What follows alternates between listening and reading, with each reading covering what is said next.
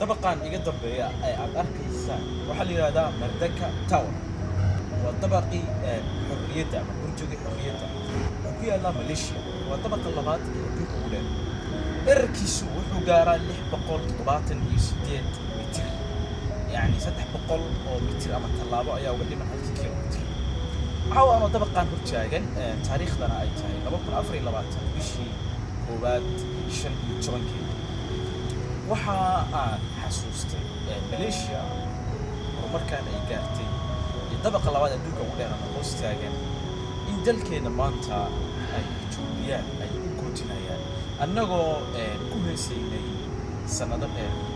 waxa weeye sabab neefle aniga aan u sameeyay inay maanta xabashi dhulkeena ay weerar ku tahay